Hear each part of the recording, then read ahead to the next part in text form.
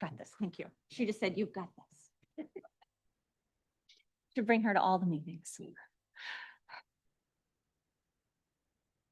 Good evening, everyone. At this time, I will call our meeting to order. This is a meeting of the Scarborough Town Council. Today is Wednesday, November 5th, 2025, and it is 7:01 p.m. At this time, I would like to invite my very special guest to the microphone to say the Pledge of Allegiance.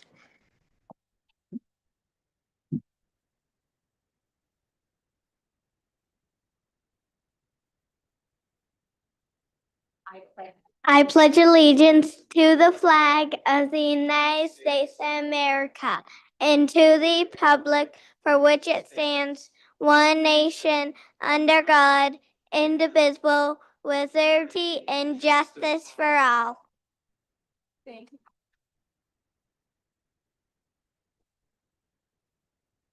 Thank you, my love. For those that don't know, that's my youngest, Penny.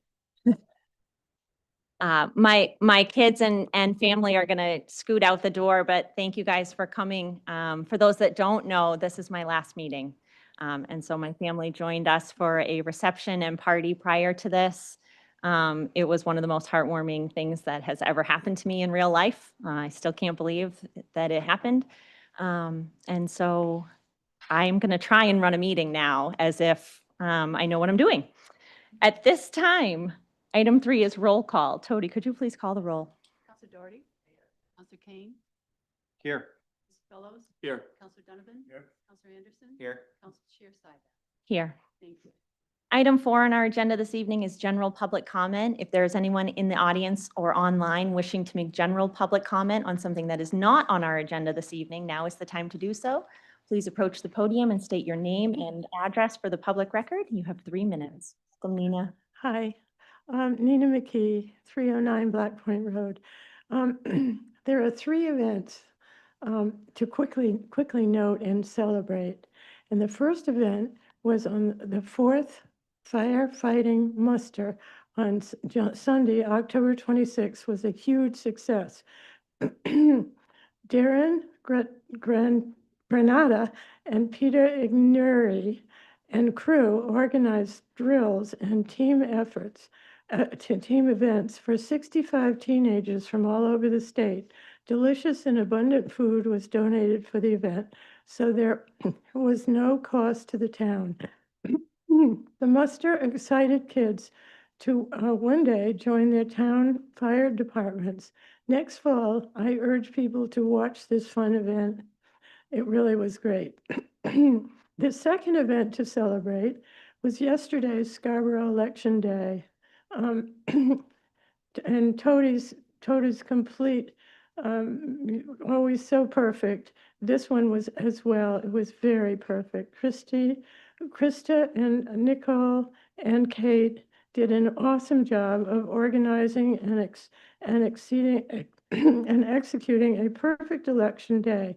It was there for 4 hours. I was there for 4 hours as a League of Women Voters volunteer poll watching, so I can attest to how perfect the day was. But just as a note, it's my last time of poll watching. I felt like Big Brother in Orwell's 1984. But congrats to everyone in the clerk's office for a perfect time.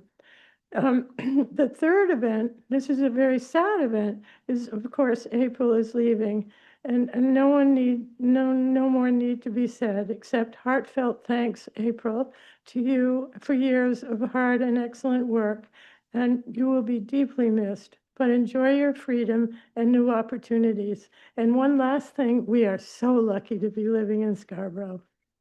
Thank you. Yeah. Anyone else wishing to make general public comment this evening? We have someone online.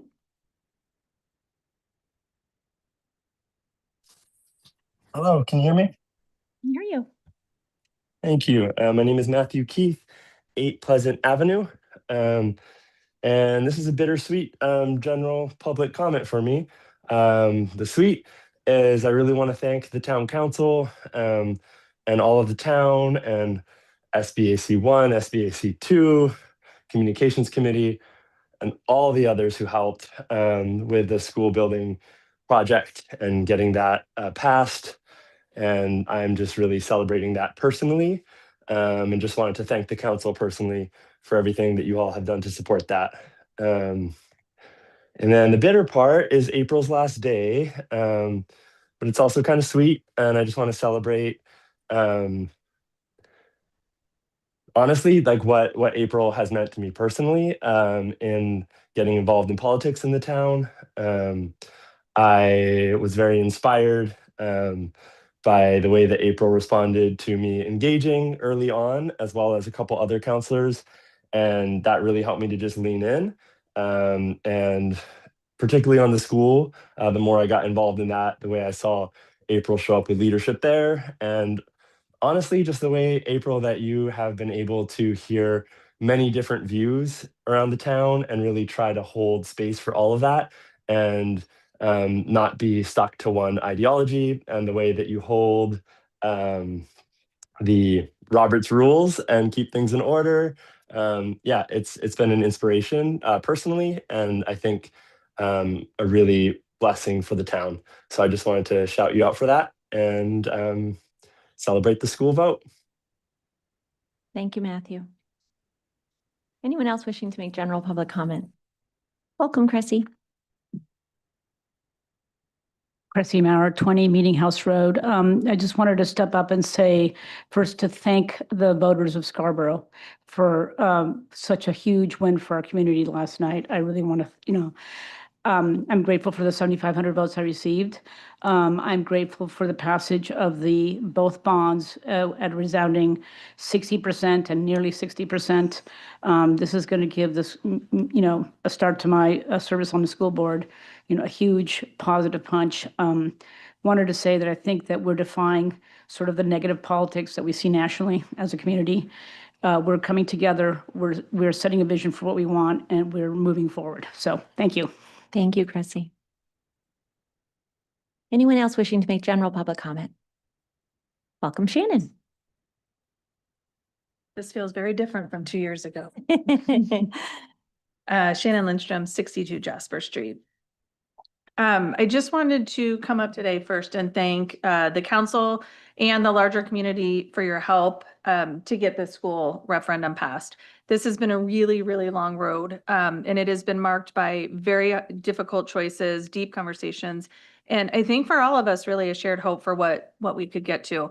But what I wanted to really focus on today, outside of thanking everybody for coming and for voting, is to really thank the community and the committee that we formed. So for those that are unaware, 2 years ago, the school board and the council at the time formed a building committee. And what we asked, and quite honestly begged some of you to do, was to trust us and to trust the process, and really to come and to help. And what is incredible is that you did just that. So we had more than 60 people step up and do that hard work. We asked them to leave their opinions at the door and to come and to look at the data and to come to a thought or think about what was in front of them. And that's what they did. They did everything we asked, and it was incredible. And what Cressy just said really, really resonates with me, because when we first envisioned this committee, we had no idea. We never could have anticipated the response we would have gotten. And the committee was a wide range of ages, of experience, of backgrounds, and everybody had thinking that they knew exactly what we were supposed to be doing. And then they came to the table and left all those behind, and then answered our call to find a solution that we could get behind. And so I'm really incredibly thankful for what we can do as a committee, as a community, when we come together. It's been really, really an incredible process to watch. I think that the committee as a whole has really built some trust and built consensus in this community, and I'm really appreciative of that. But I do want to say, I know that not everybody is excited. There's some fear out there about this solution, and I recognize that. It is a significant project, and I think that the council recognizes that as well. And so as we move forward, the school board and the council, I hope we can continue having conversations about how we can maybe relieve some of that fiscal impact where we can, where we have opportunities to do so. I'm really pleased that, and was excited to hear the Finance Committee discuss possibly increasing the school impact fees. I was really excited to hear you as a body embrace increasing the senior tax relief. And so those levers that you have available to you, I would encourage you to keep pulling those. We will keep doing what we can from our side, and together I think we can do every possible thing we can to make the impact not be as bad as some fear that it will be. So thank you to everybody up here. Thank you to the committee, and thank you to the community. We have a lot to be proud of and a lot to be thankful for tonight. Thank you, Shannon. Anyone else wishing to make general public comment? Seeing none, I will close public comment this evening. Item 5 is the minutes from our October 15th, 2025 Town Council meeting. Do I have a motion? So moved. Second. Any discussion? Seeing none, I will call the vote. All those in favor? Show that is unanimous. Thank you. Item 6 is adjustments to the agenda. There are no adjustments this evening. Item 7 is items to be signed treasurer's warrants. I took care of those prior to the start of the meeting. Item 8 is the town manager's report. Mr. Thank you. Hall. Thank you, Madam Chair. Perhaps the last time I'll say that to you. I do have a couple of things just to brief the council and the public on. With regard to Scotty Hill Road, this is a project that I think we're quickly approaching the time where we really need to engage the community. We've heard bits and pieces of input and feedback. Frankly, we were waiting for some more answers so we could have a bit more instruction or be a bit more informative as part of that.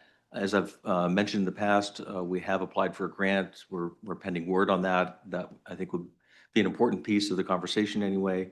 We're also exploring other alternatives should the road be closed. Are there other road alternatives that could help mitigate some of the impacts on existing roads?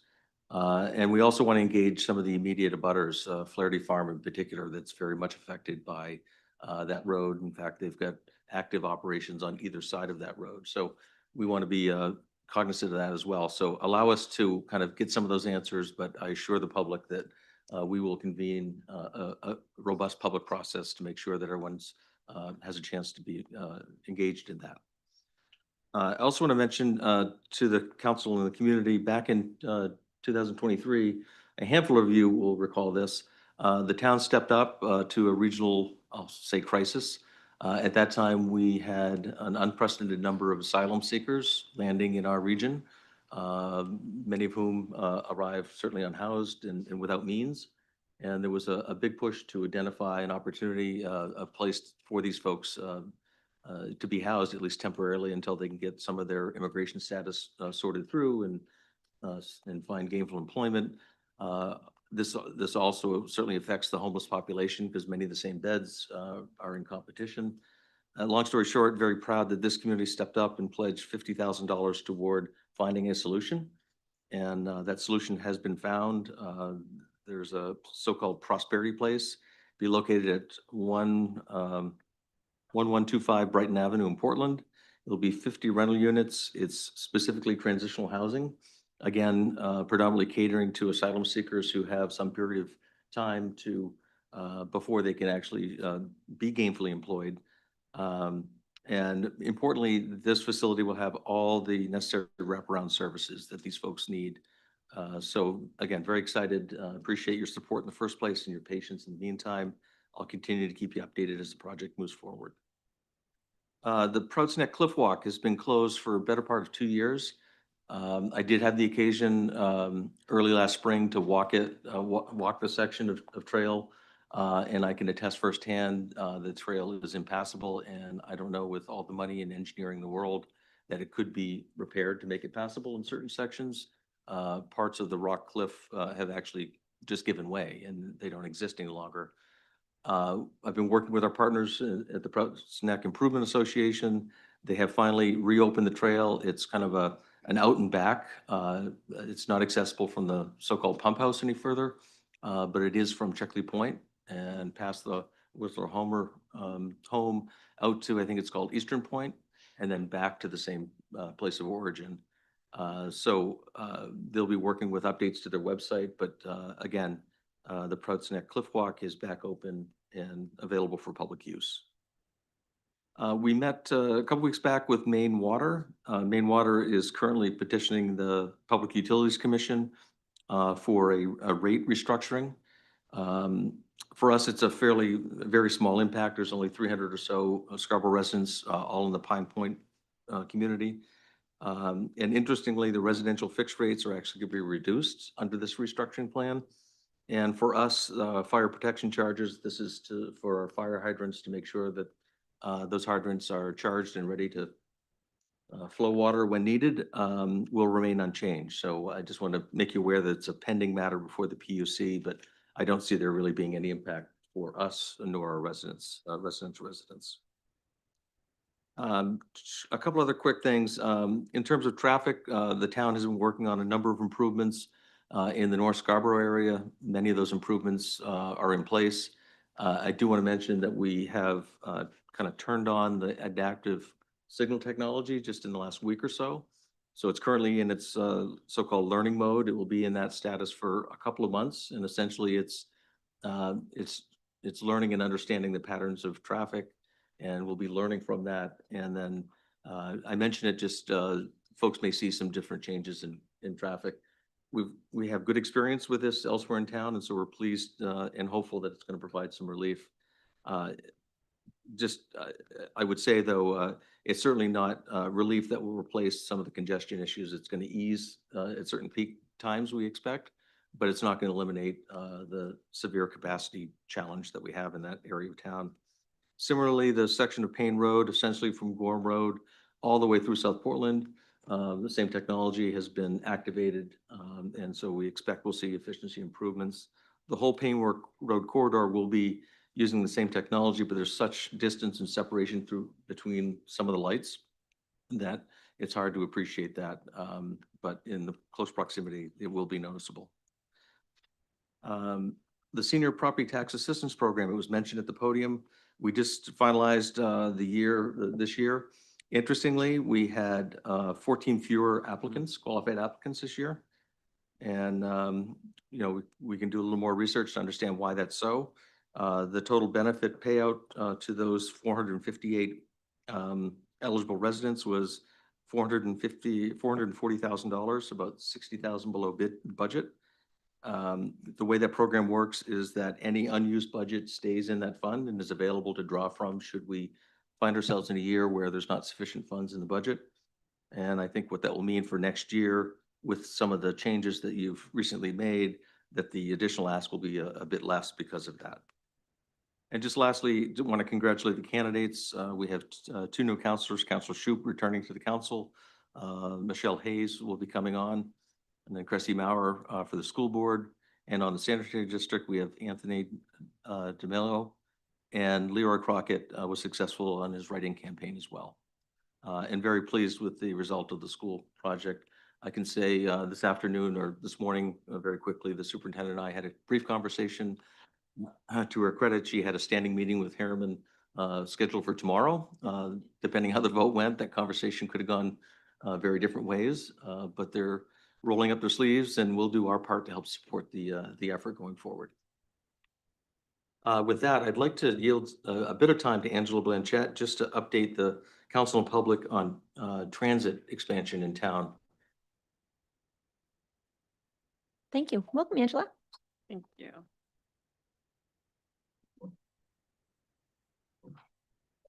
Can I do this? Do I have authority to do this? Looks like I do.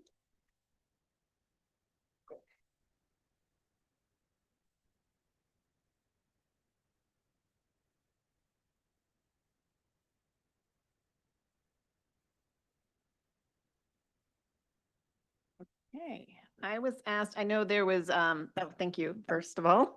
Angela Blanchette, town engineer, was asked to give a quick update, very quick, promise, on the recent press release I know you've all seen about the partnership between the town of Scarborough, Metro, and most recently, the Maine Turnpike Authority. So just wanted to make sure we kind of spell out how we got where we are and kind of the path forward. And I don't know why. Well, we'll try that. So the timeline quickly, in the fall of last year, actually Age-Friendly Scarborough Committee and the Transportation Committee were both having some parallel conversations, which I think staff kind of clued in on and picked up on and decided we kind of really need to bring these groups together, talking about how to expand transit service in town, what we have for transit service already, why isn't where we want to be, where isn't it where we want to go.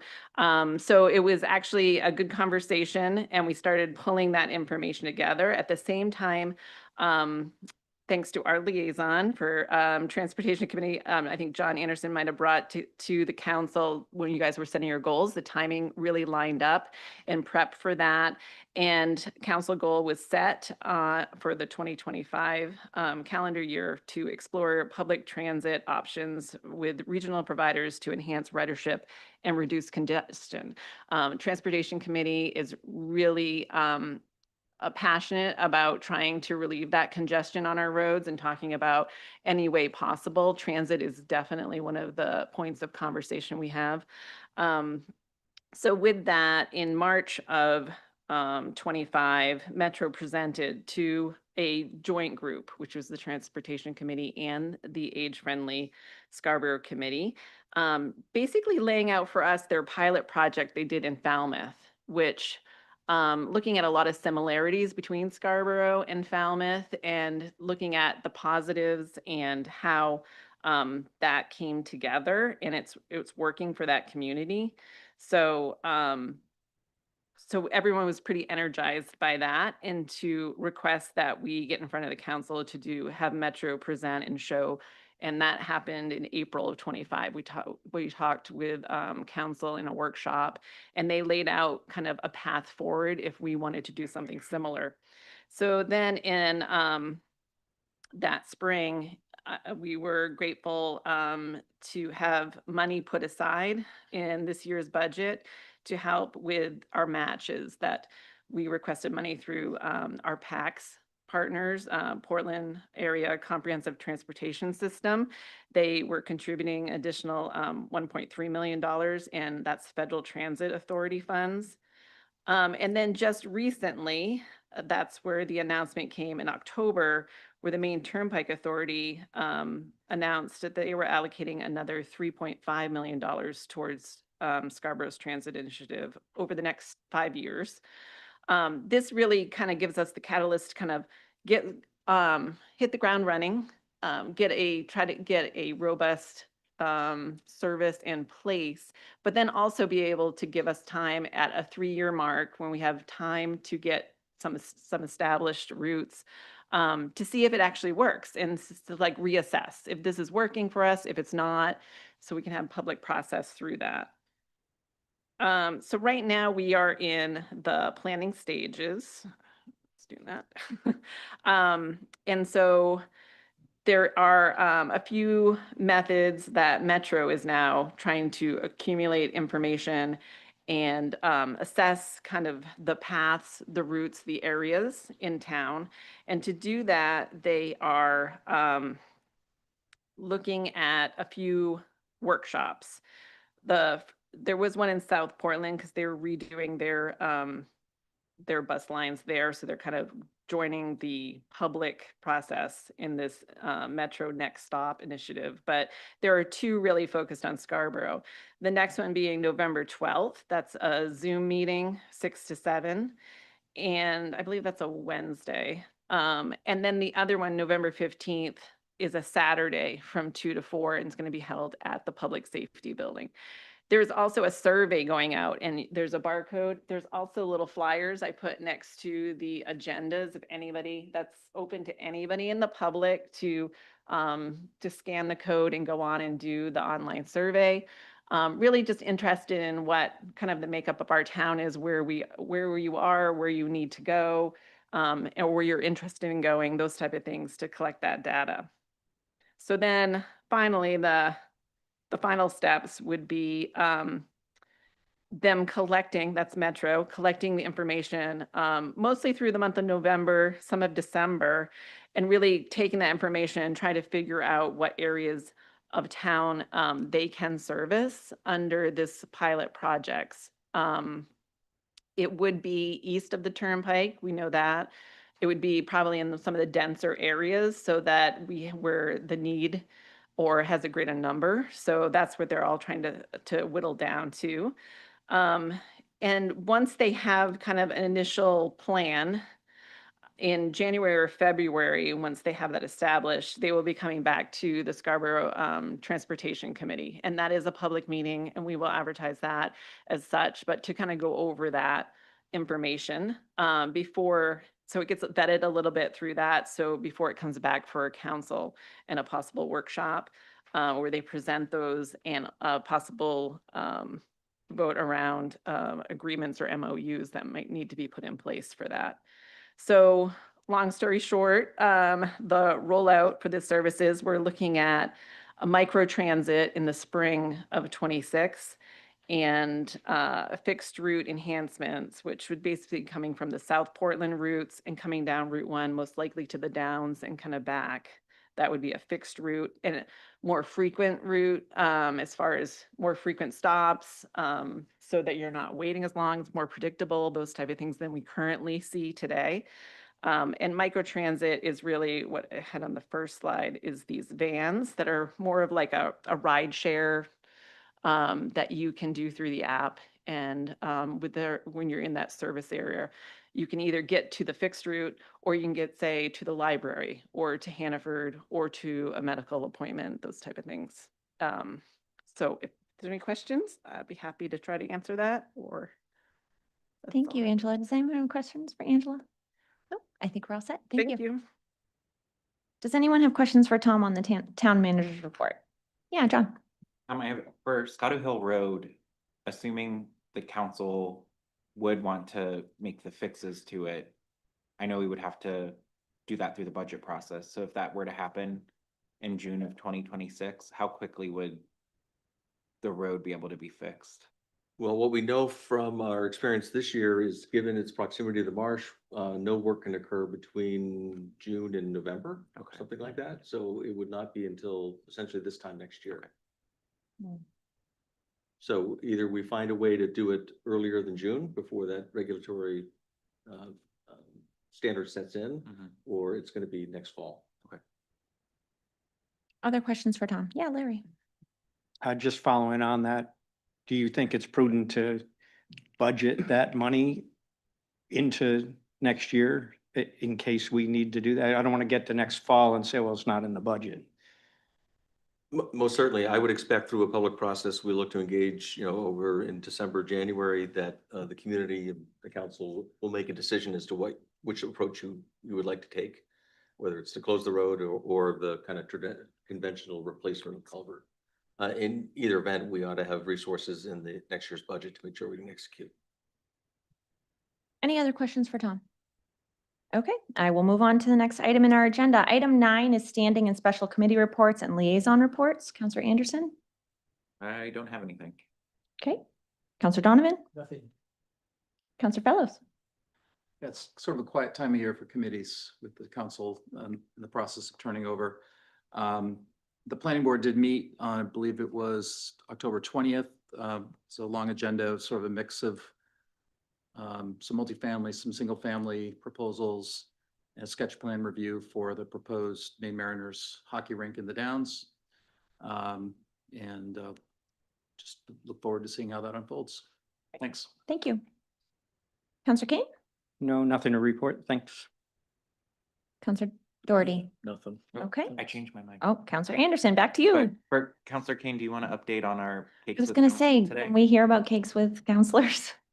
Since you didn't, I thought you were purposely letting it go to build the surprise. Okay. But Counselor Anderson and I did the first of our Counselors with Cake community forums. And we did it at the hub with the weekly senior dinner that or lunch that they provide there. And we actually served the attendees.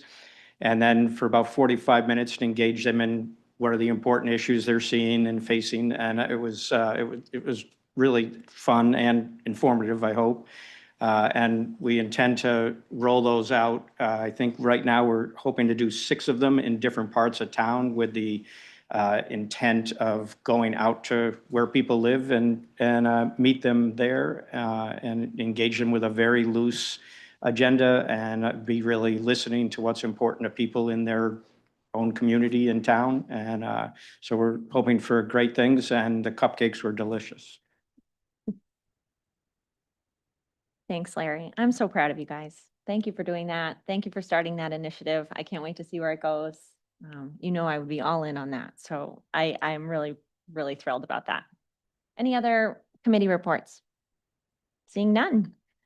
I will start our orders and our public hearings for this evening. Order number 25-085 is a 7 PM public hearing and second reading on the proposed amendments to Chapter 405 zoning ordinance, Section 9, performance standards, and Section 21, B, light industrial district, to establish and apply performance standards for landscape contractor uses in the light industrial district. Welcome, Autumn. Thank you, Madam Chair, and please let me just say thank you. It's been a pleasure to work with you these last few years that I've been here. You will be missed. This is the public hearing and the second reading for the amendments to the light industrial district that apply the same performance standards that we created earlier in the year for this landscape contractor use in the RH district. The ordinance committee met on this on September 10th, and then they moved it to council. You had your first reading in September 17th, and then it went to planning board October 20th. They did recommend approval, and it is here before you, and I'm happy to answer any questions that you may have. Thank you. Are there any questions for Autumn? No, all set, Autumn. Thank you. Is there anyone wishing to make public comment on this item? Seeing none, I will close public comment. Is there a motion? Any councilor discussion? Seeing none, we're quiet tonight. Okay, I will call the vote. All those in favor? See, that is unanimous. Thank you. Oh, I'm sorry. I apologize. All those opposed? I'll call it. Thank you, Councilor Doherty. I'll show that as 6-1. I stand corrected. 5-1. Oh my gosh, 5-1. All right. All right, that was just the first order of the night. I'm back on track now. Order number 25-086 is a 7 PM public hearing and second reading to the proposed amendments to Chapter 405 zoning ordinance, Section 12, sign regulations, Section J, temporary signs, to add roadway sections to the list of ecologically sensitive areas and scenic views protected, and to add intersections to the prohibited intersection list for temporary signs. Thank Autumn. you. Thank you once again. This is the public hearing and second reading to discuss these proposed roadway segments to be added and the intersections. The roadway sections to be added are portions of Scarborough Downs Road, the portions that we have taken on. It's Scarborough Downs Road from Route 1 to Hackamore, and Scarborough Downs Road from Payne Road to the Innovation Road. Those are the pieces of that road that we own. I did include several images so that you could understand there are quite a few adjacent areas of wetlands, and it is, as I mentioned last time, a very narrow road. It's a complete street, but it's a narrow section where it is a little bit different from some of our roadways. So those are proposed segments, and that's one section. The other portion of the ordinance is to add 3 intersections into the area that you cannot have temporary signs. And so that would be Route 1 and Scarborough Downs Road intersection, and then Payne Road, Scarborough Downs Road intersection. And you can see in the list that the majority of the more major intersections on Payne Road and Route 1 are already included in this. But we have also recommended including Highland Ave and Chamberlain Road intersection. And I included in the packet a more recent image. Public Works recently removed 2 large pine trees in this intersection for visibility. And so this was an area that we thought appropriate to include in this conversation. So this went to Ordinance Committee on September 10th. First reading you all held on September 17th. It did go to Planning Board for a public hearing on October 20th. We did hear testimony from one member of the public in opposition to the proposal. The board was generally in favor. However, one member did express reservations that didn't see that temporary signs would pose a traffic concern in some of these areas, especially the Scarborough Downs Road area. So with that, I'm happy to answer any questions that you might have. Thank you, Autumn. Are there questions for Autumn? Okay, I will open this up to public comment. Is there members of the public wishing to make public comment on this item? Denise Denise. Hamilton. to Rod Road. I am opposed to any amendments to the restrictions of temporary signs. Over the years, small businesses have already lost many of their opportunities to advertise locally. Temporary signs have been one of the few affordable and effective ways for them to reach residents and visitors. These signs are generally low to the ground, rarely more than 2 feet high, and in practice do not obstruct sightlines or create safety hazards. If safety or visibility is a justification for further restrictions, I believe data should be presented to support that claim. To my knowledge, there have been no accidents or documented issues caused by these small temporary signs.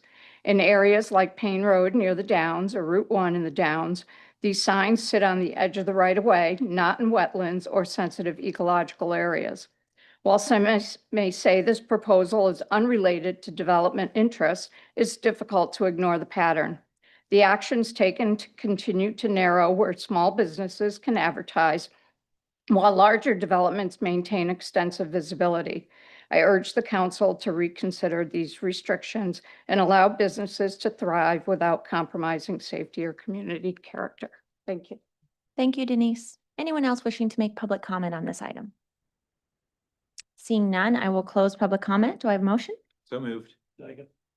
Any council discussion? Yeah. Counselor Kane? I agree with the public comment. When this came around the first time, I was resistant to it for partly the reason that I believe small businesses use this as a way to communicate and draw business. And it's one of the few non-digital avenues left to them to be able to do that in town. Obviously, they get used for advocacy for different issues in town, which you saw leading up to yesterday on both sides of the school referendum. And I think there's a little bit of a free speech, and I like the small town aspect of it, kind of. I think it's nice to see people out communicating with their own residents. I don't really have a lot of resistance around the safety aspect of the intersections, but the way the ordinance is written, the two reasons to restrict these are if they're an environmentally sensitive area or for safety.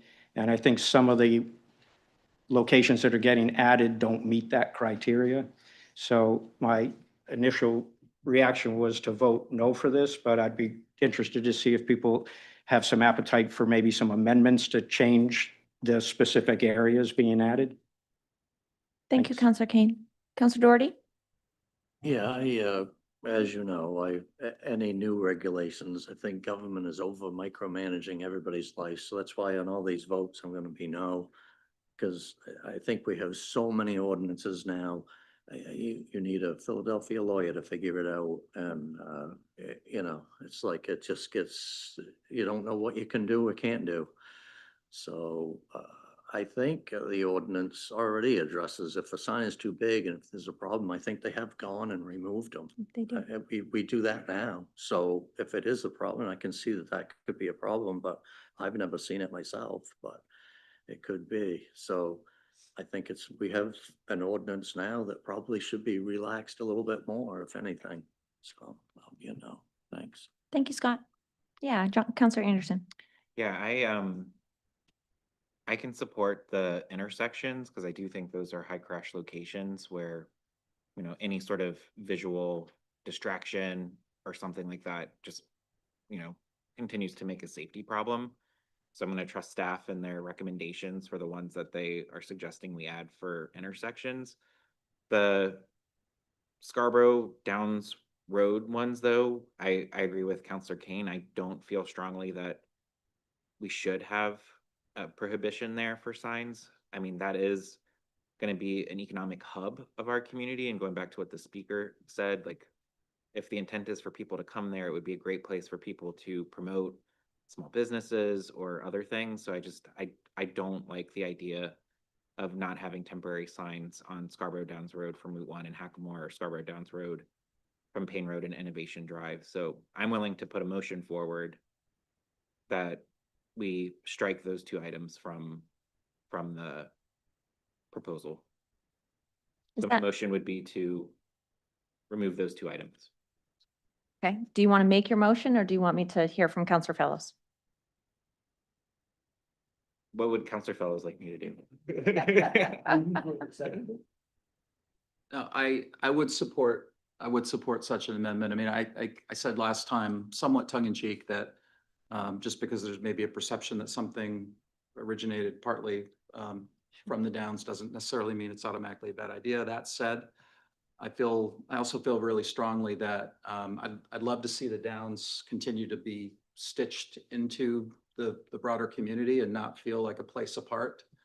And so unless there was a really compelling, clear and present risk to safety or to the environment, I would not want to see a prohibition on signs. Now that I've sort of thought about this more, I think, and part of that again for me is I don't want there to be the sense that the Downs is kind of like a separate campus that sort of looks and feels very differently from the rest of the town. It already does because of the development pattern, and I get that. But anyway, I circle back. I would support that amendment.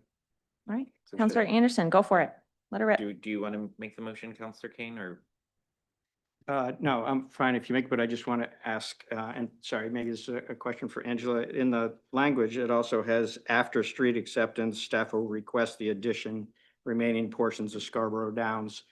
That would be a separate request at that point, right? It's not assuming that it would be accepted just because we've taken, restricted just because we've taken acceptance. Yes, and if you all don't move that portion forward, we won't ask that when that comes forward for acceptance. Okay. So. Okay, I'm good, John. So I would like to make a motion that we amend the main motion to remove and strike out Scarborough Downs Road from Route 1 and Hackamore Avenue, and strike out Scarborough Downs Road from Payne Road and Innovation Drive. Is there a second? Any discussion on John's amendment? I think it's a fine compromise. Okay, are we ready to vote on the amendment? Okay, all those in favor of the amendment? All those opposed? I show that as 5-1. Back to the main motion as amended. Is there additional council comment? Seeing none, I will call the vote. All those in favor? All those opposed? I show that as 5-1. Thank you. Order number 25-100 is a 7 p.m. public hearing and second reading to consider a new ordinance, Chapter 1106, Tree Care Ordinance. Thank you. This is the tree care ordinance that we talked about last time, and we've talked about in a workshop with you all. This really this pertains to public right-of-way trees and town-owned properties. And it requires, it provides for maintenance and how we replant. It provides for the establishment of the tree advisory board and the rules that they would follow. And then it also provides for how we would treat nuisance trees. And I'm happy to answer any questions that you might have. Thank you, Autumn. Questions for Autumn? Seeing none, I will open this up to the public, those wishing to make public comment on this. Seeing none, I will close the public hearing. Is there a motion? So moved. Second. Any council discussion? Councilor Doherty. Yeah, the problem is we have the committees, and most people in town don't want to go to the committees. They don't have public comment at the committees. You have special interest groups that make the decision. And when a committee says we're going to do this, and the council says, well, the committee did all this work and they say they should do this, but then we have the problem with the public coming and saying, what the heck are you doing? And I think this is one of those cases where nobody's here. Nobody knows what's going on. I didn't before I get on here. Whatever, they're doing what they're doing. But then when it does pertain to you, then you're upset about it. So again, I think that we have quite a restrictive tree ordinance anyway. And I don't think that we need more restrictions and more ordinances. Thank you. Thank you. Other council comment?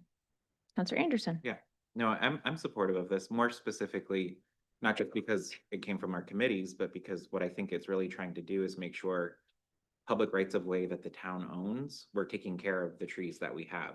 it is kind of silly in a way to think that we have to have an ordinance to do that. But I think it's a good thing to do, and I'm supportive of, trying to make sure that Scarborough stays beautiful, and, trees are part of that. Being able to drive down and see a healthy tree in our community, I think just speaks to the vibrancy of our community, and it's something that looks good, but it's also good for the environment. So I'm very supportive of this step. Personally, I hope as the next council forms and we think about growth, we have heard a lot of the concern from residents when it comes to losing trees and things like that. So I would support going even further down the road and saying, especially for new commercial development, if we can look at our tree standards to make them more stricter or have more requirements that require developers to make sure that they're planting trees, or whatever we can do to kind of, again, maintain that forest character that a lot of people are upset about. I don't think we should go as far as telling personal property owners what to do with trees on their property. I think that's a total stretch too far, but trying to, as we grow, keep our community as beautiful as we can, I think is a good thing that we should do in Scarborough. Thank you. I would also advise the council to remember that this is part of our larger goal to become a Tree City USA. And part of the establishment criteria for earning that credential is the establishment of a public tree care ordinance. And so that was kind of the precipice of bringing this forward, was in alignment with our council goal. Other council discussion? Seeing none, I will call the vote. All those in favor? All those opposed? I show that as 5-1. Thank you. Order number 25-102 is a 7 p.m. public hearing and on the proposed discontinuance of the portion of Sawyer Street in the Spurwink Marsh that discontinues a portion of Sawyer Street beginning at a point beyond all private access points to Sawyer Street located south of the property line of 26 Sawyer Street and continuing northeast for approximately 1,098.29 feet through the marsh to the boundary with the town of Cape Elizabeth, more specifically described in the order attached to this notice and incorporated herein. Tom, do you want to give us a little bit of? Yes, I'm pleased to. Thank you.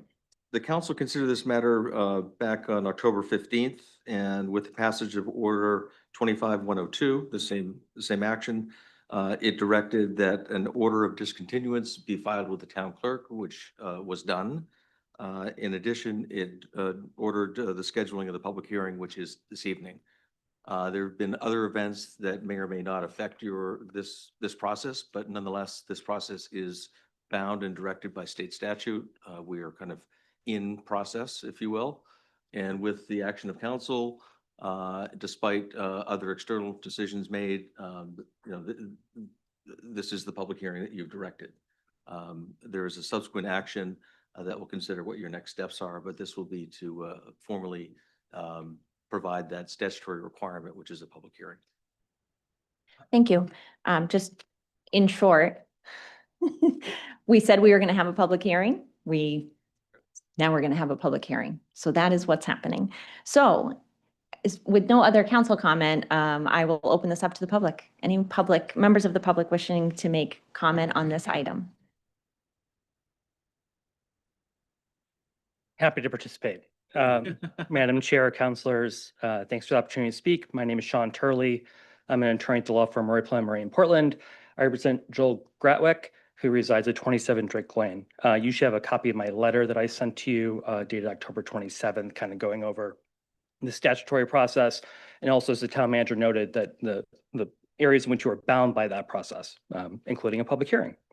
As I appreciate that the things have developed and the town manager, at least in the memo, has recommended pausing this process or at least restarting it to provide notice to Cape Elizabeth as an abutting landowner.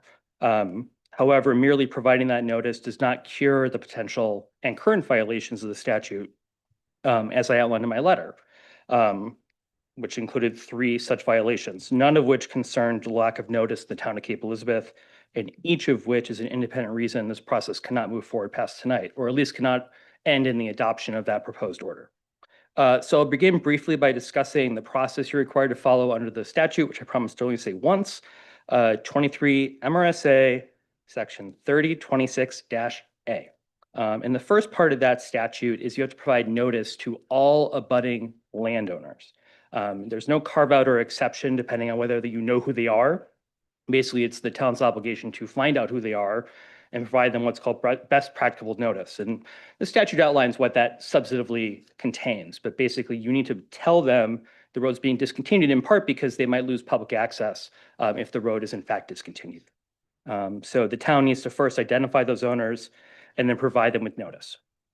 The second part of the statute outlines two processes, and that depends on whether or not there are any abutting landowners who will lose their access if in fact the road is discontinued.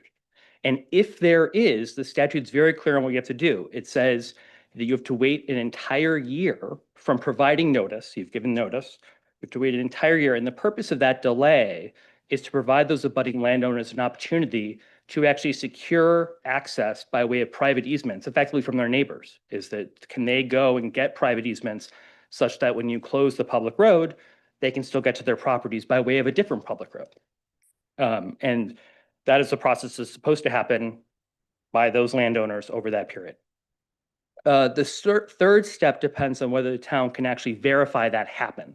So it's the town's obligation to figure out, did those landowners gain access? If they did, the town can proceed with discontinuing the road and also proceed with discontinuing the road and does not maintain a public easement. If they did not, you actually cannot discontinue the road.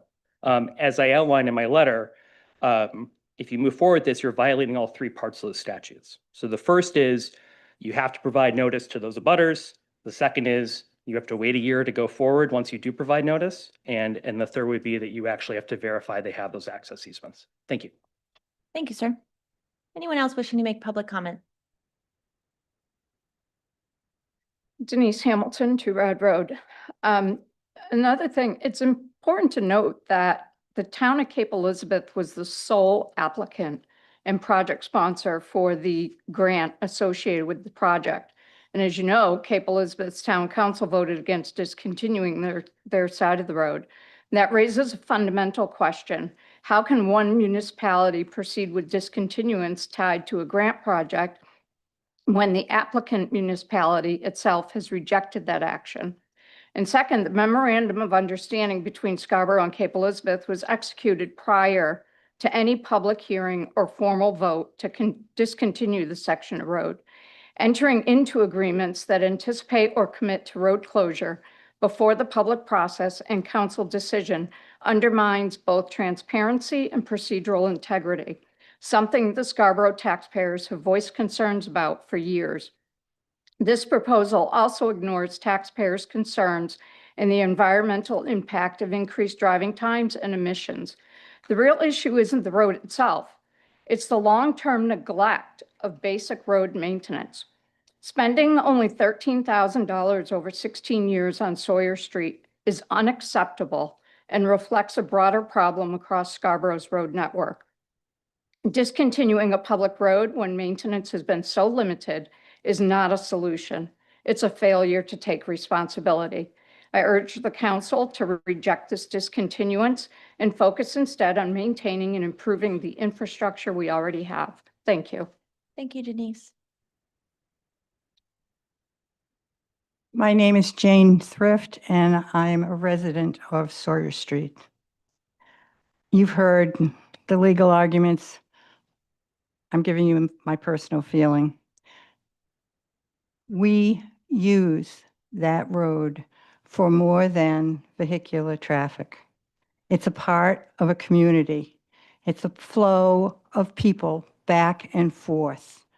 It's also used extensively for any 2K, 5K, 10K fundraising race. They go around through Cape Elizabeth, they go around through Scarborough, and it would make there will be a serious discussion among a lot of fundraisers as to exactly where they're going to run their fundraising. At the same time, it's used extensively by people in the neighborhood, walking, enjoying the marsh. all the wonderful bird life that's there because of the Rachel Carson. And to cut that off completely with no access to the marsh, people are in there. I see people in there painting. I see people in there taking pictures.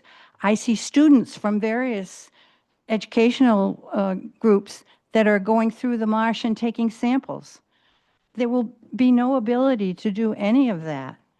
People walk their dogs across there.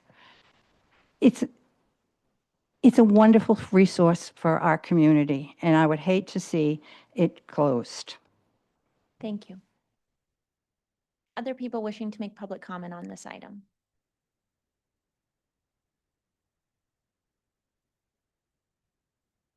My name is Joel Kratwick, and I'm a resident of Drake Lane, and thank you, Sean, for your representing me here. I just have one very brief comment to make in that it's, as this last lady said, it's a wonderful resource. It's a beautiful road, and it's a wonderful access for us to get to our home in Scarborough. The traffic sometimes on Pleasant Hill is just unbearable, and it just is. I would hate to see that road closed. It just gives you such a beautiful feeling of going through that marshland. And I see people out there taking pictures, painting, and it makes it much more accessible. And I'd just like to have my neighbor say a word about his. We both live over at Piper Shores, and one of the reasons Chip came here was because of that road. So anyway, well, say it. I'm Chip Mason, also on Drake Lane. Chip Mason to Drake Lane. Welcome. I found that road wonderful to come and be able to pretend we're back out in the country again a little bit, stop at the marsh, look at the birds, watch people out there, and to take that away is criminal in many regards. Yes, it did flood once in the 7 years I've been here. I don't know how long it was before it did it again, but I think we should leave it open for everybody. Thank you, sir. Anyone else wishing to make public comment on this item?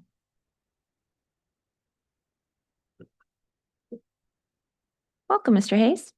Thank you. Richard Hayes, Martin Avenue. I live quite a ways away from the road you're talking about closing, but in support of their neighborhood, I think it's a mistake to close any road. You're also considering a road that is fairly close to my house and Scotty Hill Road, and so I'm against closing that. And just as a neighborly gesture, I'm against closing Spurwink. So thank you, and thank you for your service, April. Thank you. Additional public comment? Go ahead, Chrissy, and then I'll take my online participant. Cressy Maurer, 20 Meeting House Road. I'm on the Conservation Commission and participated in the vulnerability assessment. That vulnerability assessment identified many roads that are going to be affected by sea level rise and the fiscal challenge that's going to present our community. So we cannot defend every road in this town, unfortunately. And the other thing about the road is that it's impacting the marsh, so it negatively. So if you really care about the marsh, there is an argument to be made for removal of the road. That said, there have been circumstances around a project to restore the marsh that have occurred where Cape Elizabeth is not going to, move forward removal of Sawyer Road on their end. But that said, there are fiscal reasons in terms of prioritizing more vulnerable roads that are going to see major flooding and that are going to cost quite a bit of money to fix and to maintain. So, do we want to pour money into saving this road, particularly because removal could have some really beneficial environmental outcomes? So, for that marsh. So, just to provide a little bit of context from the other sort of end of the argument. Thank you, Chrissy. I will go online at this point, and then I'll come back to my public speakers in the room.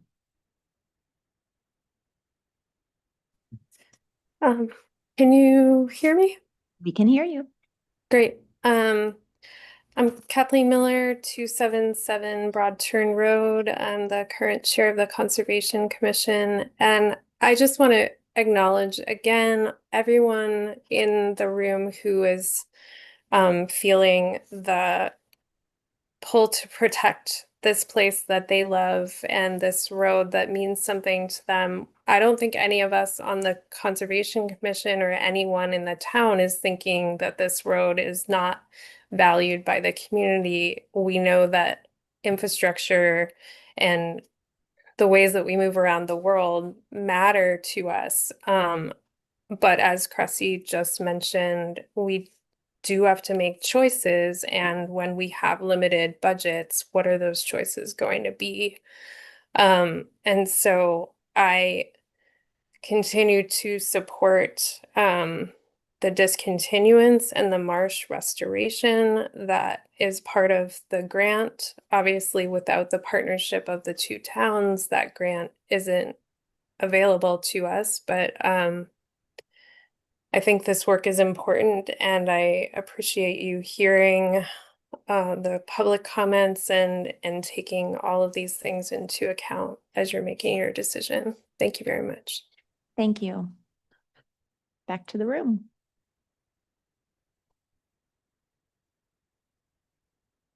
Hi, Brenda Stanford Harrison, 191 Spurwink Road. Someone that couldn't be here tonight from Cape Elizabeth, she called me today and said, one of her biggest concerns, if this road has been in jeopardy for years, how come it's never been posted for no heavy dump trucks, or you go across Fog Road or somewhere, and when it's when everything's thawing out, there's no heavy vehicles. And if the road hasn't been taken care of, we've just been allowing it to decay. But I use it all the time, so I want it to stay, and I want to keep the marsh so we can get to it. But the biggest thing is the non-communication, that if it went on so long ago, I wish there was more information. And if I'm correct or whatever, it said you only needed to reach out to like 1,000 feet around whoever the property is. And I'm just up the hill, and I'm just got my first letter in 2025. It can't be a public discussion if the public doesn't have it. And I think it should have maybe it would be voted down by referendum because we're only 2 miles into Scarborough. But I think it should have really been public, so that everybody who uses the road that doesn't know about it should have a chance to speak. And there's only 8 houses, I think, on Sawyer Street. And it's not enough just to reach out to them. But I'd like the road to stay and keep it safe and use the marsh for everybody. But I just think we need more information. Thank you. Anyone else wishing to make public comment this evening? Hi, welcome. Thank you. For the record, Roger Hale, 264 Broad Turn Road, Scarborough. Look, I'm going to try one more time to talk you out of this boondoggle. That you're going into a financial disaster here, and what it's going to cost the town over these grants that you got is going to be amazing. I've been a contractor all my life. This is like, give me a checkbook. I can help. All I can say, this is a historic road, and you're taking our history away from us. This is a big mistake, and I know this is already concocted, and you already decided to do this, but I want to go on the record one more time as saying you're making a big mistake. Thank you. Thank you, sir. Anyone else wishing to make public comment this evening?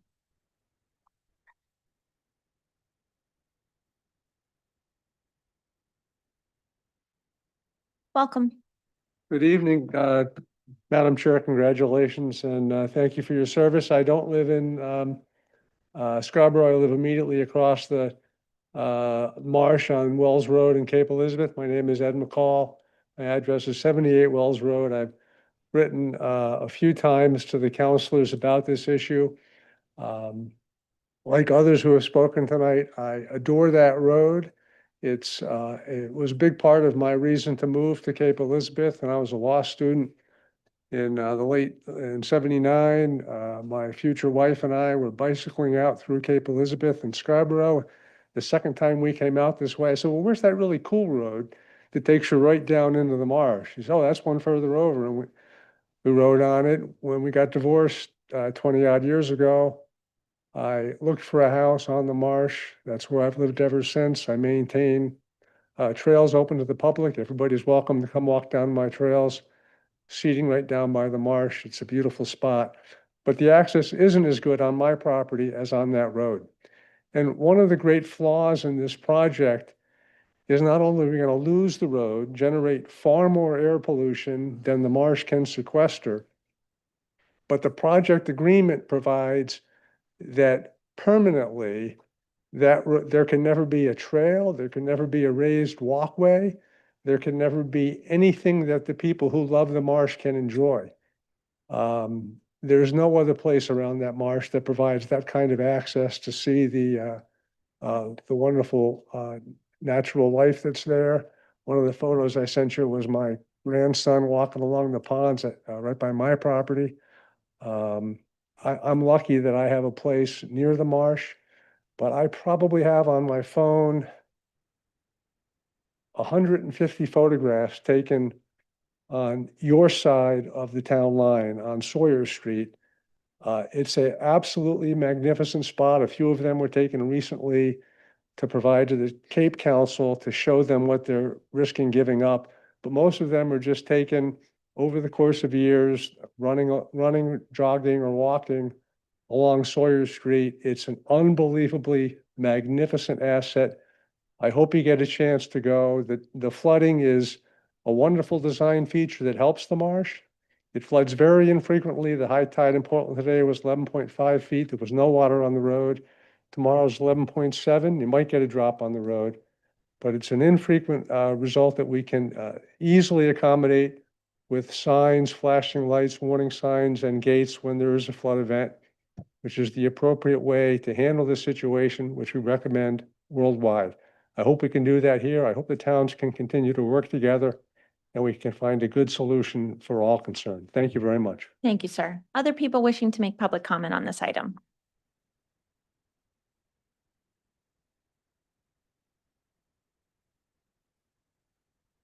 Good evening. My name's Nat Thompson. I live at 221 Spurwick Road, across from the put in at the bridge, next to the bridge over the Spurwick River. I'm very much opposed to this closure too, for a number of reasons. One, the asset that I think it provides to the community. Also, I think the traffic pattern is certainly going to affect the amount of traffic that's going over the bridge next that abuts my property. So 1,000 or 1,200 vehicles that travel across that road will be going past my house on the bridge, and I'm just concerned about the increase in traffic on the Spurwick Road, not only in Scarborough, but in Cape Elizabeth. I also think that this was a fait accompli, and I think that it was sort of something that was decided long before it was discussed with the public.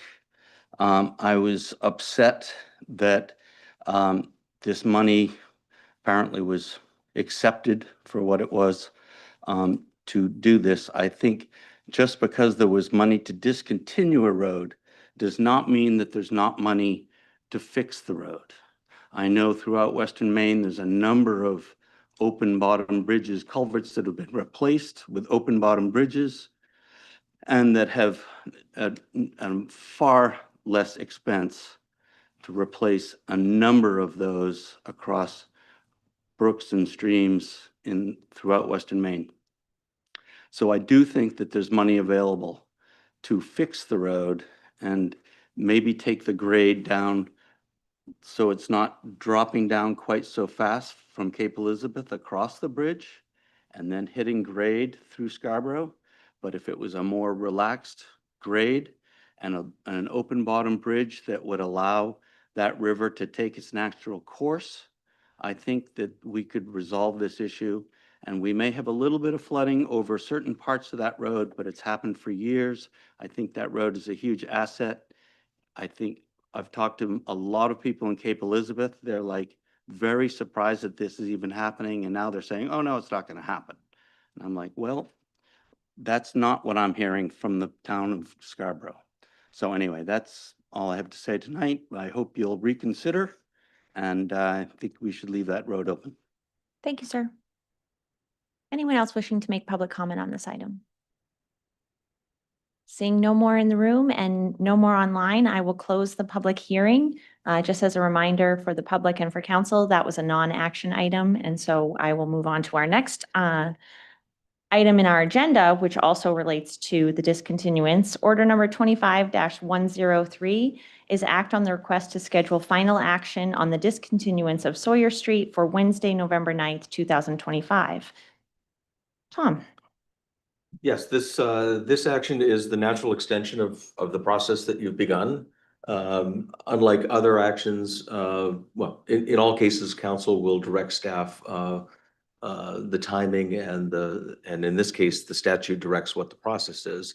But heretofore, you've not directed when the final vote on this matter would be scheduled. So this simply does this and establishes that for your next regular public meeting on November 19th. This is not a magical date. It's a date. It's a timeline that we've been discussing right along. Frankly, my advice to you is I don't think there's any reason to delay this any further. I think it's important for all involved to make a decision sooner than later. I'm certainly interested in advising you further in terms of what actions, what consequences of your actions there may be. I'm pleased to do that now, or I can wait until you begin your deliberations. I will. Oh, Councilor Doherty says, do it now.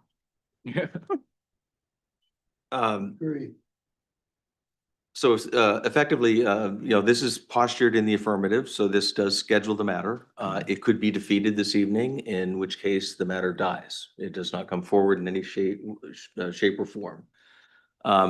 If there is a will or interest on the council's part to, in fact, continue pursuing the discontinuance, legal counsel's advised that at the very least, we need to restart this process and follow the statutory process, chiefly due to the fact that Cape Elizabeth, due to its action, is now technically and legally in a butter, and they have not been provided legal notice. And so at the very least, that would need to occur.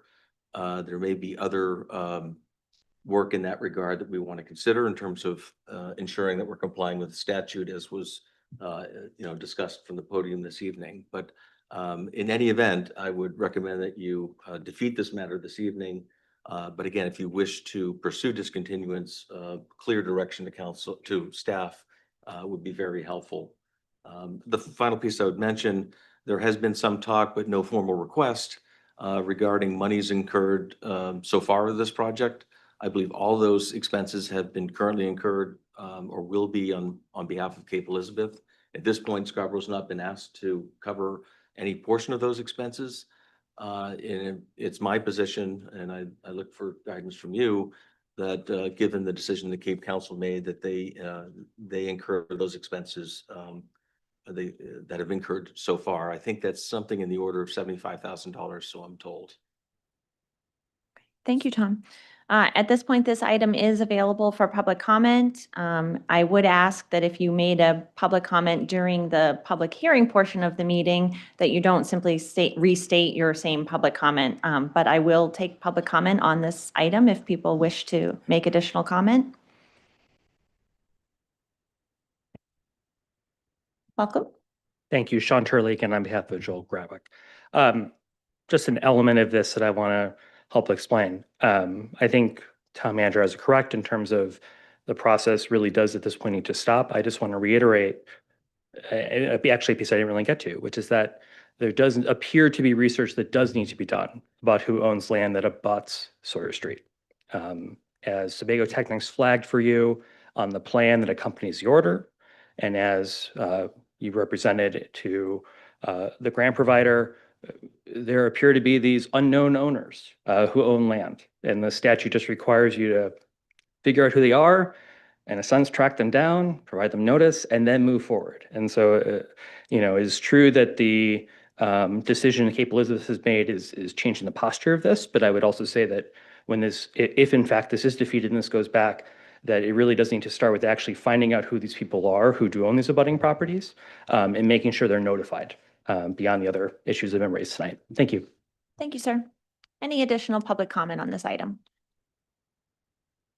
Certainly, approach the podium.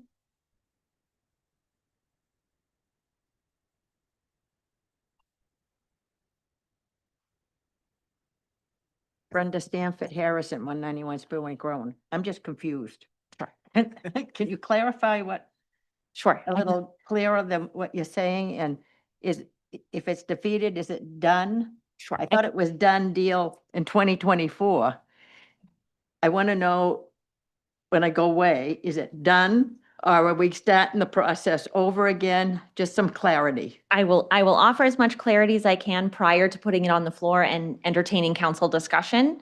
But to give you clarity, we had our public hearing because we said we were going to we scheduled a public hearing and we said we were going to have one. Yes. Cape Elizabeth took action to not move forward, which leaves the Scarborough Town Council in a position of needing to either set a discontinuance date, which would be part of our process, or defeat the setting of that date. At this point, we are in a position, due to the actions that the Cape Council took, where we really need to take action on this item that is before us.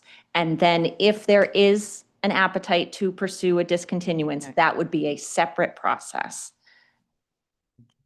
But we'll know about it. But you will know, you will know this. I'm evening. sorry, April, but I am I- really confused because I leave this place and I think I know what I know, and then I come back and I get a letter. I just want to know where it stands. Hopefully you will have additional clarity after council discussion. I don't want to put the cart before the horse. Is there anyone else wishing to make public comment on this prior to our discussion? Seeing none, I will close public comment. Do I have a motion? So moved. Is there a second? Second. Council discussion. Councilor Anderson. Yeah, so my recommendation is that we defeat this. It just makes the most sense, especially given the situation with Cape Elizabeth's vote. And at this time, I'm not in favor of continuing to pursue discontinuance. I would like to request that the town manager, though, continue to work with Cape Elizabeth and see what we can do in terms of an MOU to come up with a fiscal solution that you mentioned and make sure we have alignment. I personally am in favor of, if this were to go forward tonight, if we could have, I would have voted in support of discontinuing the road. Hearing from a lot of the residents tonight, my perspective is, I just tend to agree more with some of the other voices that spoke tonight about the environmental and fiscal impacts of this road being a huge challenge for our community. I think, as was mentioned, we have so many different priorities that we need to address. This road likely won't be one of them and won't be one in the near term. I think it would be fiscally irresponsible to continue to put money into a road that eventually is going to be taken by sea level rise. We all care about that marsh. We all think it's beautiful. That road is preventing that marsh from thriving. And so I want that marsh to be there for generations to come. And this road is just creating a problem. So at least for me right now, though, I don't think we need to pursue it. I would highly discourage further investment in that road at this point. I believe even when we talked with Cape Elizabeth, they also agreed they had other more important infrastructure that they needed to address, that this road wasn't on their top priorities. So I don't see this road continuing to get better. I see it eventually being taken by the ocean. And so I just would be cognizant as stewards of our taxpayer dollars to make sure we're putting our investment dollars in places that are going to be here long term, and this road won't be. So again, I am supporting of defeating this, and for clarity, I'm supportive of not pursuing any more discontinuance, but I would like the town manager to continue to engage with Kate to see what we can do, because if it's important to them that we keep this road open, maybe there's some understanding where we can share the costs of the culvert replacements in the future, things like that, because that's going to be really expensive. And, I just want to make sure if it's connecting both communities that we're both putting in equal investment in the future to the road. Thank you, John. Other council comment? Councilor Fellows? I really will second pretty much all of what John said. And as I said during first reading, I found the environmental and fiscal arguments around discontinuance pretty compelling, particularly given that we have, we just accepted a vulnerability assessment that really spells out in very vivid, stark terms what we're going to be facing in the years and decades to come. And that's not something that we really can change. And we have to pick our spots. We unfortunately had, lost federal funding or had federal funding opportunities frozen that would have helped us address Route 1, which I think most of us would agree, as much as we know that there's a lot of history and a lot of attachment to Sawyer.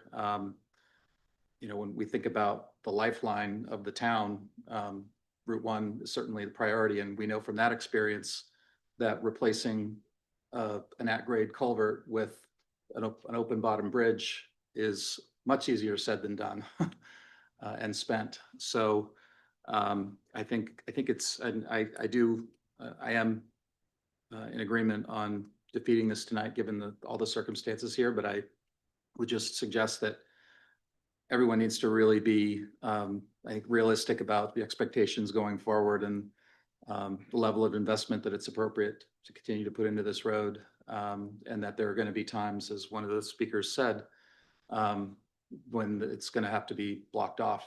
That's just going to be sort of a fact of life. And we're going to be seeing that in Pine Point as well.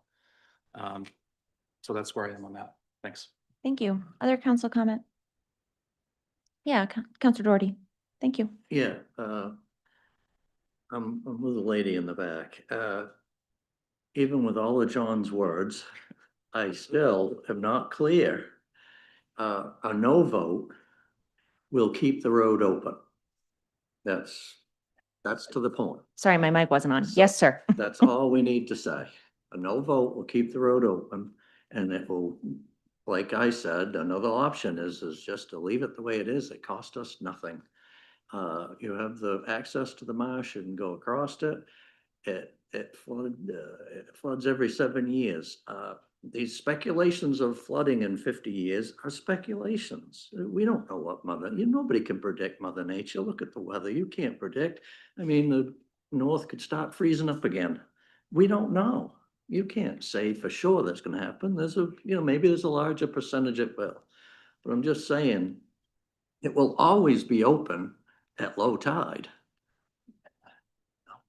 So, and if it has to be blocked off, it's not a big deal to get down and put some barricade, because it's dangerous if it's flooded. You don't want people crossing a flooded road, and most people should know better. Not even without a barricade, don't cross. It's been harped on us all the time. So many people have died trying to cross, and I get that it's a serious issue there, but it's not often. And roads and infrastructure is the most important thing in our, in the town, as far as I'm concerned. It's above everything else. And I don't think we should be closing any roads, especially with the traffic problem we have. And like they said, the emissions of going around instead of cutting across there, you're going to make these vehicles put out all these emissions going all the way around.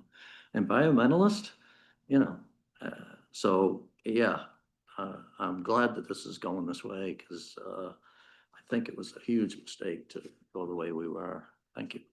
Thank you, Scott. Other council comment? Yep, Councilor Kane. I agree with pretty much everything that's been said. I was originally for closing this road for the environmental and fiscal reasons. I'm still there. It's very disappointing that the collaboration between the two towns fell apart. And I really struggle with how we would ever kind of do this on our own or close our end of it, which in effect would force Cape to not use it. So I would support defeating this. But I struggle with the idea that we wouldn't maintain it. And I'm not suggesting we do. I'm just saying it's a bad outcome all the way around, that we're gonna keep it open but not maintain it and kind of wait for Mother Nature to take its course. But that's where I am. I just think it's a terrible outcome. Having said that, I wouldn't want to rule out ever revisiting this again. You know, councils change, the environment changes, and so I wouldn't want anything to prohibit us from reviewing that again. And then lastly, to a point made earlier, is I think if we're going to do this, that I don't know the process, but I think we should institute weight limits on that road. Thank you, Counselor Kane. Other council comment? Counselor Donovan? Well, as I understand it, we're legally required to start over. We cannot proceed on the course that's in front of us. I agree with Councilor Kane's remarks that we may have a clearer idea of how to successfully advance the future history of this road as time goes by. But at this point, I'm ready to vote against this and see if we can. And a number of these speakers have raised legal objections. I would want to have the town manager and our legal counsel weigh in on those, because I haven't done the analysis to know whether they're correct or not. But I don't see how we can proceed if we're having responsible people, lawyers, say, these are problems that you need to address. So I think the appropriate action is turn it down tonight, do some further analysis to see whether or not there are things that we need to attend to if this were to come up again. And if we can work with the town of Cape Elizabeth to achieve a more successful outcome, that would be helpful. Thank you, Bill. I'll weigh in. I'm also disappointed by the failed partnership on this, for lack of a better way of stating it. Maybe there's a more eloquent way, but to me, that's what this represents. And so it puts us in a very difficult position. I regret any time that a public process leaves our residents unsure or questioning our process. You know, when we have something on the agenda that is confusing, that's unfortunate, because it does create that level of distrust that we are working so diligently to avoid. And so for that reason, you know, I apologize that we are into this process such that we are, that we had some requirements, that we had to put some things on the agenda that may have seemed out of order or backwards. And that's just the nature of public process sometimes. To the point that John made earlier about the town manager working with Cape's town manager to develop some kind of MOU, I would certainly be in support of that. I feel like at this point, if this had come to vote on our side, I think that the motion would have been successful. And because of that, I have a very hard time accepting any kind of fiscal responsibility for a culvert that would otherwise not be our responsibility. And so I would certainly like to see what kind of arrangements could be made with the town of Cape Elizabeth to help us out in terms of maintaining that road. Does anyone else have any other comment? One more thing, just real quick. I think that we should immediately stop maintaining the road and add a new layer of pavement. Now we'll raise it 2 inches. Thank you. Thank you, Scott. I also wanted to point out, just for the public's awareness, that we did have our legal counsel review this, and the recommendation to defeat this motion is coming from our own legal counsel. With that, I will go ahead and call the vote. All those in favor? All those opposed? Oh, sorry. Okay. I show that as unanimously opposed, the motion fails. Order number 25-104 is a 7 p.m. public hearing and action on the new request for a food handler's license. I'm going to go ahead and give everyone a second to clear the room before I continue. Thank you all for coming.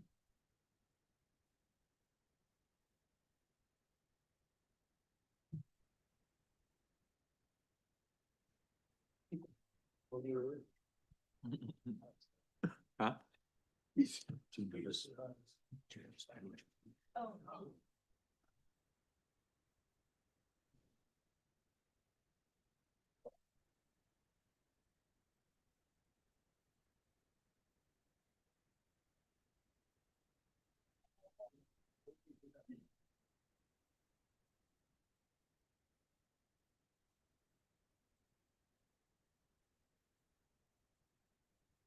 Okay, I'm going to go ahead and resume.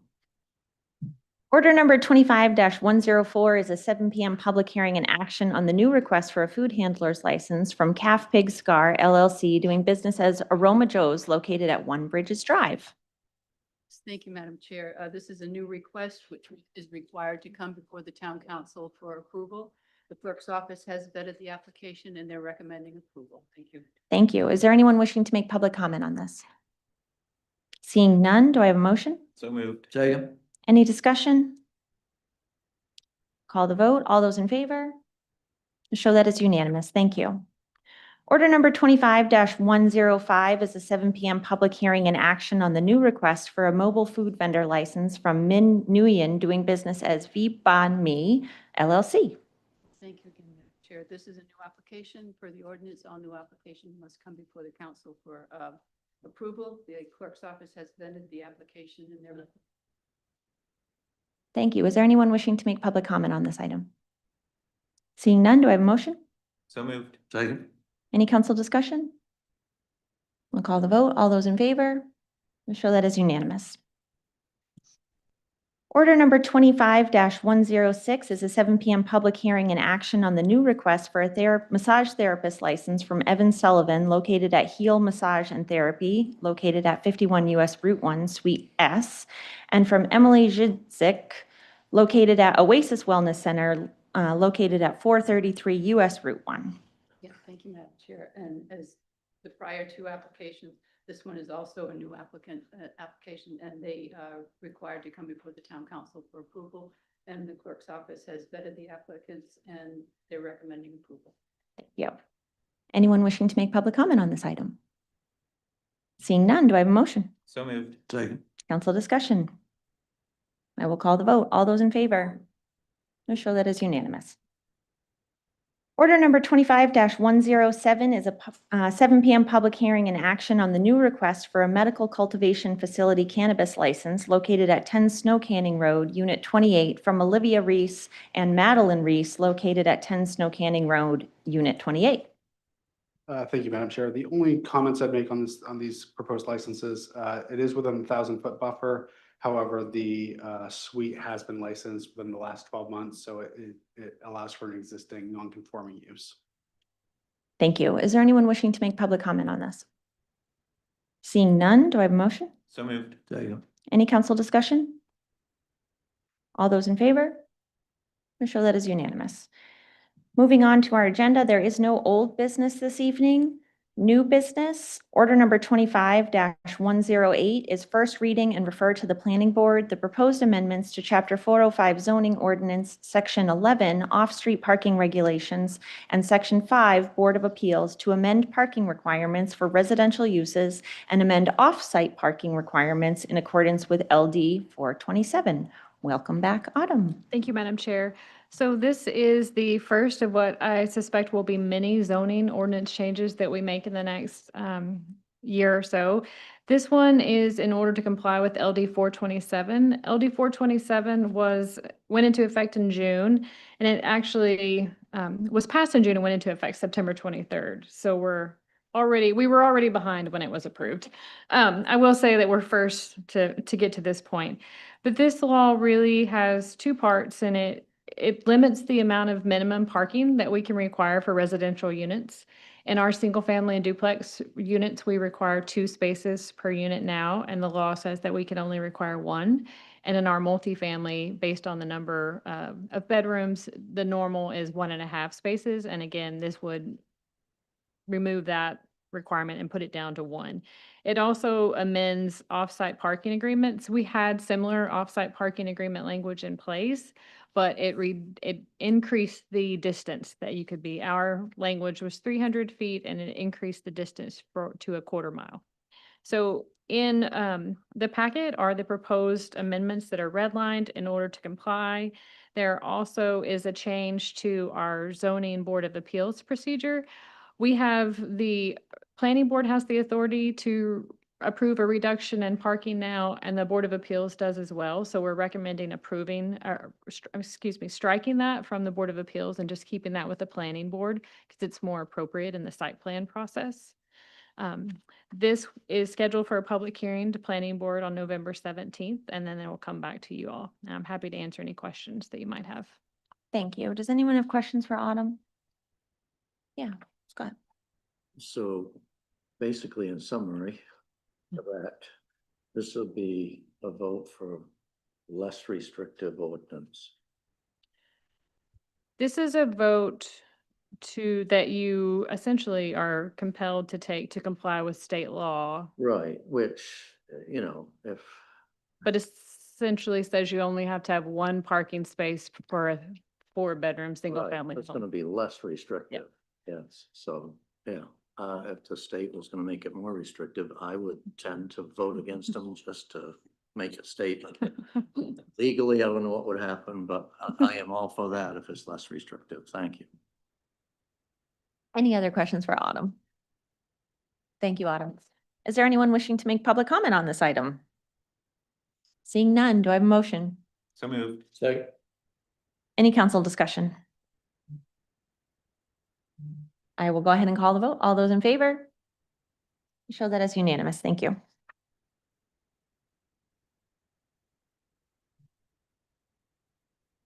Order number 25-109 is first reading and schedule a public hearing and second reading to consider a zoning change request for tax map U002, lot 164, beginning at approximately 0.32 acre part, thank you. Being an approximate 0.32 acre parcel located at 71 Greenwood Avenue, currently zoned Higgins Beach Character-Based Zoning District CR1 to Residential 3 R3. Thank you one last time. I wanted to fill the agenda up for your last meeting. I wasn't going to comment on it. I have succeeded, I know. So this is an applicant request for a rezone. This applicant is the owner of a log home on Greenwood Avenue that is around the bend.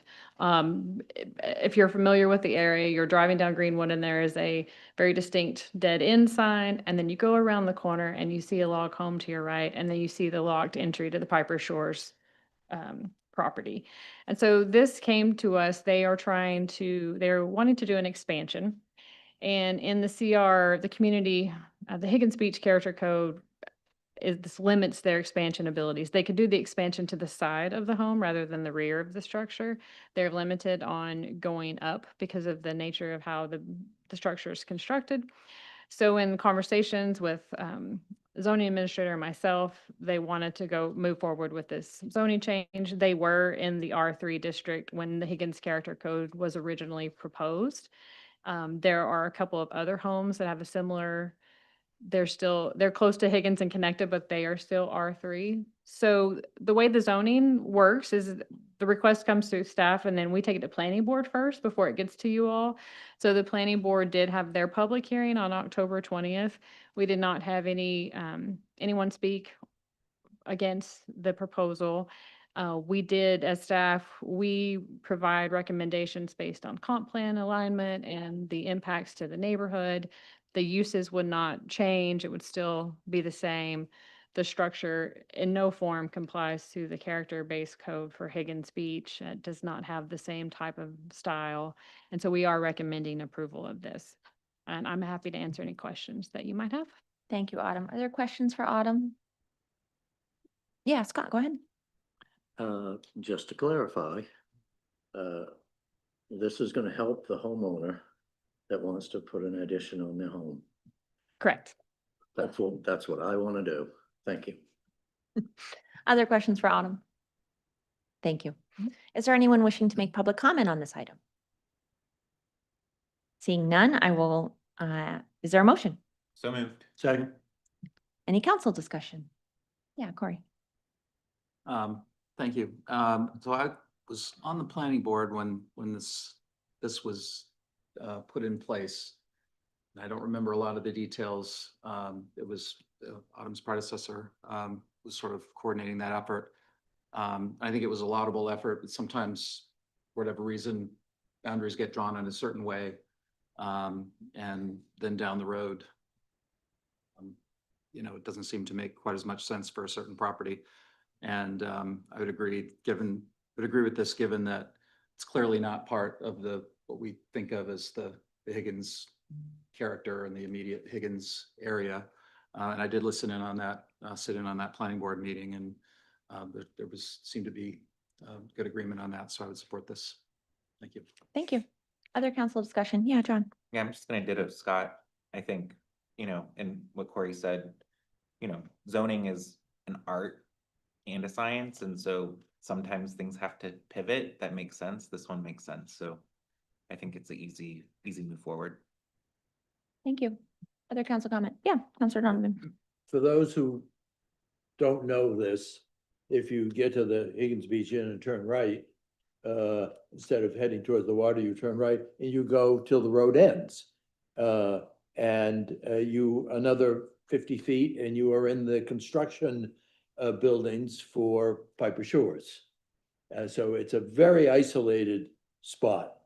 And it would make sense to grant relief for a person in this situation. It's not going to be at all inconsistent with the statute, with the ordinance provisions that presently govern. Thank you. Other council comment? Yep, Councilor Kane. To add on to that, if I read it right, Autumn, this property is surrounded on 3 sides by Piper Shores property, and they haven't objected to this. It actually allows the property owner to build a building 15 feet closer to their line that abuts them. And so if they're on 3 sides of it, have no objection, I can't see why we'd get it in the way. Thank you. Yeah, I'll just say, I love that line, John. Zoning is an art and a science. And sometimes we don't always have it exactly the way it needs to be for our residents, and they come to us and we have the authority to make these changes. And so I'm certainly in favor of this. With no other council discussion, I will go ahead and call the vote. All those in favor?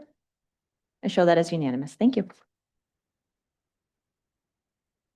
Order number 25-110 is act on the request from the Finance Committee to use an amount of $135,000 from the Turf Reserve Fund to be used for the high school track project. Yes, I'll introduce the matter. This item came forward from the school business manager and actually the school board chair attended the Finance Committee meeting back in October. As the council may be aware, at long last, the turf track project is coming to a close. The turf was done some 2 or 3 years ago. The track project, I think, will be finalized in the spring, as I understand. So we have further clarity on the final costs, and I think appropriately so, our colleagues on the school side were looking for ways to reduce the amount of we'd have to go out and bond. This project is authorized for use of bonds to cover all the costs. Back at the inception of the turf, the town council did put in place a reserve account whose initial purpose was to collect rental fees for the purpose of maintaining the field, but in a perfect world to be able to replace the field when that was needed. Just a quick little history lesson. I know we all have so much time on our hands here. Scarborough's was one of the first turf fields in the area, at least in our athletic conference, and it was under great interest and demand. But very shortly thereafter, every other district had a turf of their own, and all of a sudden, ours wasn't quite as attractive. Needless to say, we've cobbled together some funds. There's about $144,000 in that fund today. The Finance Committee, in its wisdom, is recommending that we use 135,000 of that money. So there'll be about 10,000 left for, I'll say, incidental expenses. This council would have to authorize any further use of that fund. So this request is to use 135,000 of the 144,000 to offset the amount that we'd have to otherwise bond. Thank you. Is there anyone in the public that would like to make public comment on this? Seeing none, I was gonna say Autumn's gonna come up and make public comment at this point. Seeing none, do I have a motion? So moved. Council discussion. John, you want? Yeah, so I mean, I think this is just a really great opportunity, you know, as we talk about fiscal opportunities to address the big bond that just got approved. This allows us to, you know, pay down debt faster, sooner, so that we're paying less of it in the future. So I think it's just a really good fiscal decision that was brought to us by the school. So thank you guys for bringing it forward. Great. Any other council discussion? Seeing none, I will call the vote. All those in favor? I'll show that as unanimous. Thank you. Order number 25-111, act on the request from the town clerk to certify the results of the municipal general election referendum elections that were held on Tuesday, November 4th, 2025. At this point, I will go ahead and read all of the results into the public record. And I will try to compose myself here. Presented for the certification by the town council are the election results for the municipal election that was held on Tuesday, November 4th, 2025. Town council, 3-year term. Michelle Hayes with 7,103 votes. Karen Shoup with 6,417 votes, and there were 6,008 blanks. Board of Education, Crescencia Maurer received 7,490 votes. There were 2,274 votes. Sanitary District, 3-year term. Anthony D'Amalio received 7,582 votes. Leroy Crockett as a write-in received 159 votes. Joseph Carroll as a write-in received 23 votes. There were 369 miscellaneous write-ins and 11,395 blanks. Referendum question number 1. It's hard to talk when you're smiling this big. The yes vote received 5,742 votes. The noes had 3,737 votes, and there were 285 blanks. Referendum question 2 received 5,591 yes votes, 3,909 no votes, and there were 264 blanks. There are approximately 18,801 active voters in our voter registration list for this election, which does not include same-day registration. There were 9,764 voters who cast ballots in the November 4th, 2025 municipal election, of which 4,486 were absentee ballots. The percentage for overall voter turnout for this election was 52%. Is there anyone wishing to make public comment on this item? Seeing none, do I have a motion? So moved. Council discussion. John? Yeah. First, I just want to congratulate Cressy for being voted on the school board. I think you will make an excellent addition to the board, and I'm looking forward to maybe partnering with you over the next year with the rest of the board as we work on different issues together. I want to thank the voters for supporting the school project. This has been, you know, a decade, I think, in the making for real. And I just think I'm proud that our community has really come together and worked together. As Shannon mentioned earlier at the podium, what was beautiful about this was really the process and people with different opinions actually coming together, working through those, coming to consensus. To me, that's the way democracy is supposed to work. And, you know, not to get too political, but seeing what's happening nationally and how far apart people are and not willing to work together, it just gives me hope for the future that our community can come together and take on some really big challenges and work through it. I do think we also have to acknowledge that when decisions are made, there are always consequences, and we need to react to those consequences. And I think one of the things that Shannon also mentioned that the council and the board will need to partner on is, as a thank you to the community for approving this bond, how do we do what we can with the tools that we have to try and minimize that tax impact to our taxpayers? Because while 60-40 is a really great vote, there's still a good portion of residents in our community who are concerned about their taxes, and I think we need to continue to partner to find solutions there. But I'm very proud of all of the volunteers. Like, I don't feel like this is necessarily a council or a board win. I feel like this is a community win that was really developed by our community, and to me that's just a beautiful thing. And so I'm really pleased with the outcome, and I'm really happy that people showed up.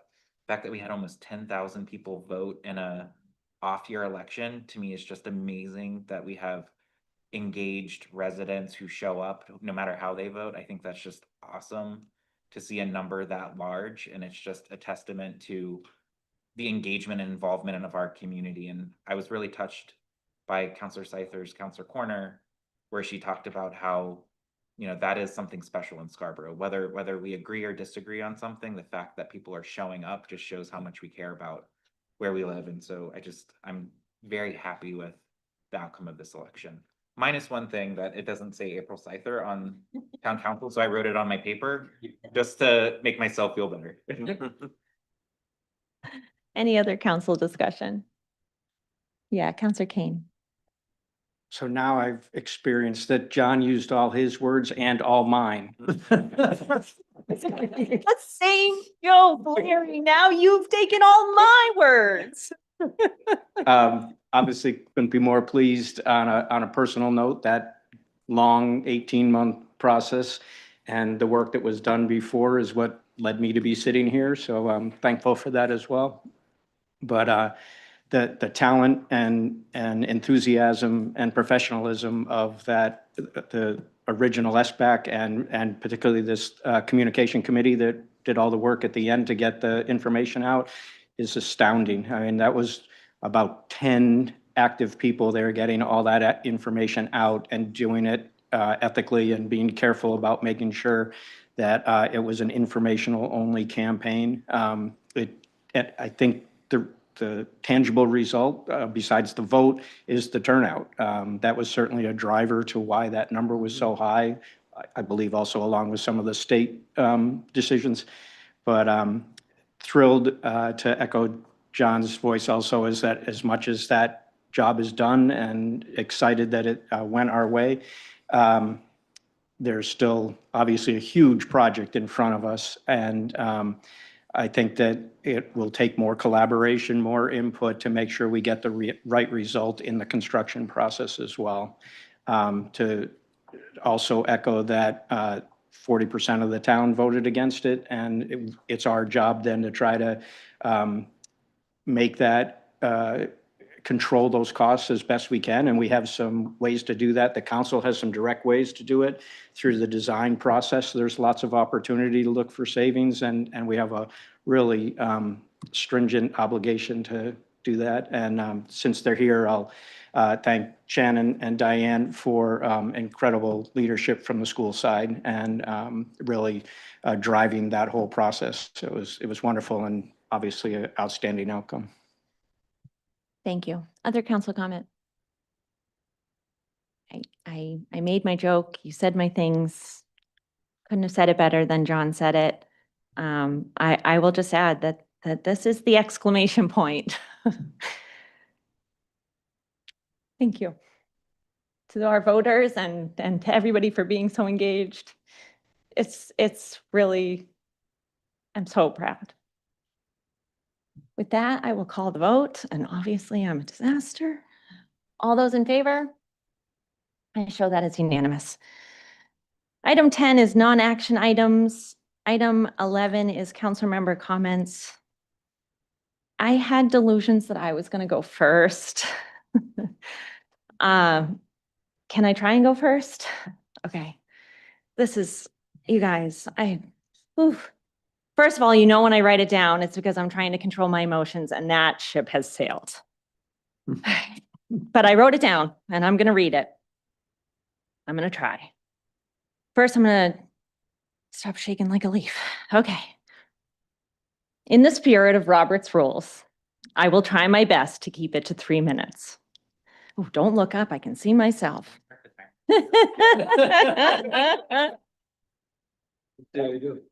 Did you start it? Nope. Okay, I'm ready. I'm ready. The truth is if it were up to me, we would sit here for another hour or two. And if you ask Karen, it would be for sure without a break. It is really hard for me to walk away from something that has meant so much to me. I don't know if you guys know this. I really love this job. But if I start with that, which now I have, I'll never make it through. So I'm going to pull it together. For all but the 2 years that I served as chair for either the board or the council, I sat down there in the last chair to my right, my Uncle Gary's seat. The seat closest to the podium where I connected with so many residents over the years. In hindsight, making direct eye contact from so close probably freaked out a few people. But I'm always so genuinely captivated by our public speakers. From that seat along the dais, it also wasn't my responsibility to run a tight ship. So when the occasional public comment went sideways or included an unexpected obscenity, that was Clucci, Anderson, or McGee's problem. It is also my favorite seat because it is the only one with a clear view to the front door. A good way to see who is scooting in late or sneaking out early, but also a constant visual reminder that we do not operate in a vacuum. The community we serve lives and works just beyond those doors. I've had the privilege of serving alongside people who care deeply about this town. We haven't always agreed. In fact, there are times when we really haven't agreed. But we've always shown up. And over the years, we've worked our way through long agendas, late nights, tough votes. And I'm proud to say that there are only 2 that I regret. And if you can guess them, I will buy you a beer. But there have been plenty of bright spots, small victories, and big, loud wins. I apologize again to our clerk and to our warden last night for my overzealous excitement. I was not quiet. It's the friendships and moments like those when you can feel the community moving forward that I will miss the most. I am very grateful for the relationships I've built while sitting or standing or jumping or otherwise being overly animated in this building and while proudly wearing my team jacket. And so to my colleagues on the board and the council, thank you for your commitment, your humor, and for doing the work that will never win us a popularity contest. To the town staff, you are the glue that keeps all of this together. Thank you for your patience, your professionalism, and for always finding a way to make it look like I know what I'm doing. Thank you to Tom and Liam for quietly standing beside me, knowing that sometimes leadership is lonely. I can't talk about my kids or my husband without needing more tissues, but they know how fiercely I love them and how proud they made me tonight. Oh my goodness. And when I think about what I want all of you to know, it is simply this. The pleasure has truly always been mine.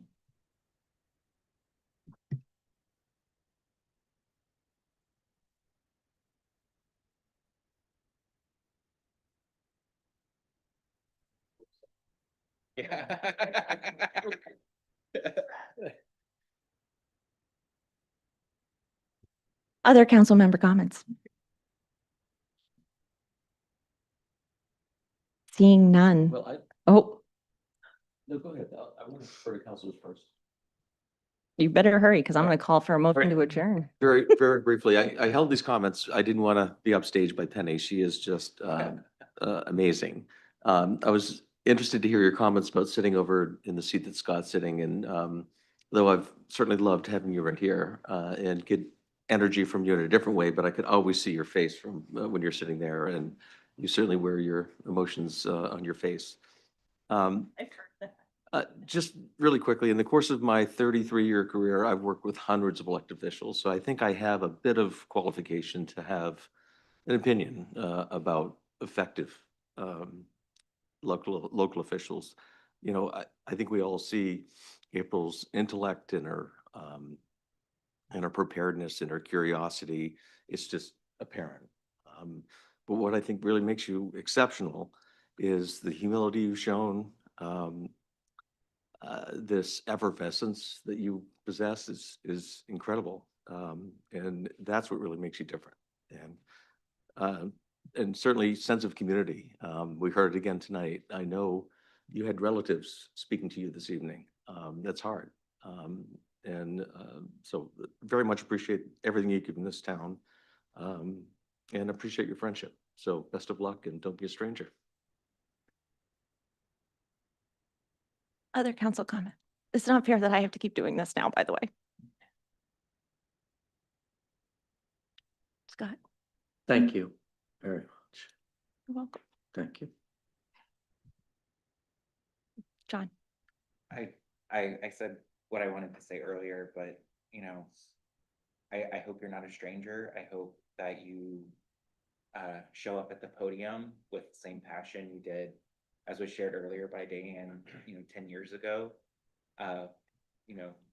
with your tribe of children, and I'm sure Penny will be there as well, speaking right after you. So I just, Filling me up. yeah, I really hope that you join a committee or do something to somehow stay involved.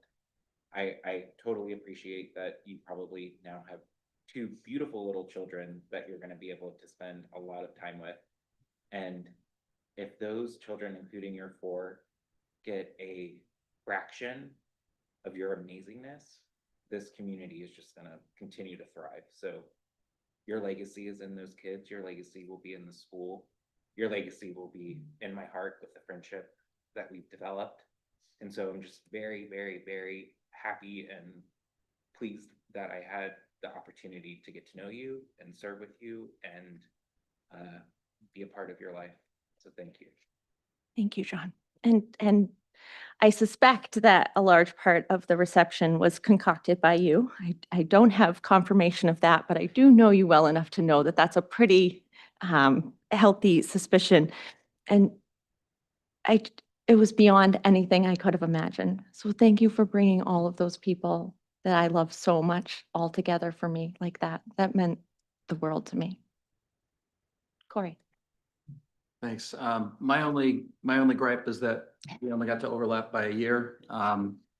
You really, just as you have engaged with the community in a very compassionate and generous way, in a very authentic way, you made me and you made Scott and well, Bill already knew his way around, but made us feel welcome right out of the gate. I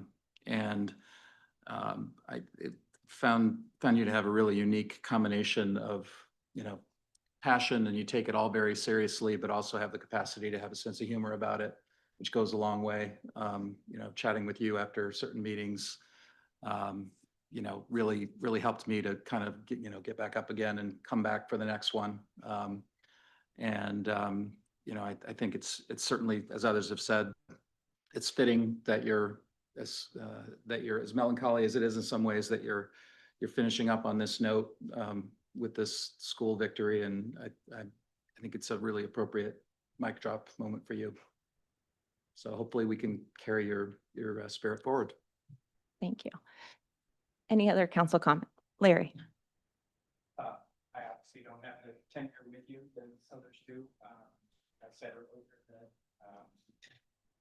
that you're the one who originally approached me about joining council, and how much I appreciated that, and that you were certainly a strong reason for why I pursued it, the experience within SBAC, and it's hard for me to see you leave when I was so looking forward to working with you.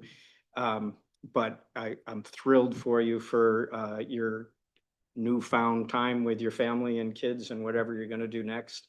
The town is certainly losing something, but I think you're truly leaving a legacy. And I think that there's been, 100 counselors before you that have come and gone, but I don't know them, but I know you. And I think that it's gonna be a long-lasting legacy that, and look back to your career with the town with just unlimited admiration.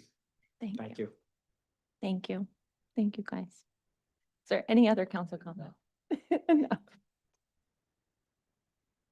Okay, one more time.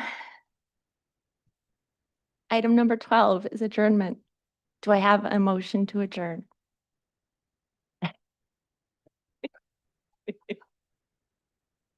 Someone needs to make a motion to adjourn. Can we do a group hug? So moved. Second. All those in favor? You're welcome. All those opposed? Let the record show 5-1. Thank you, everyone, and thank you to the town. You guys.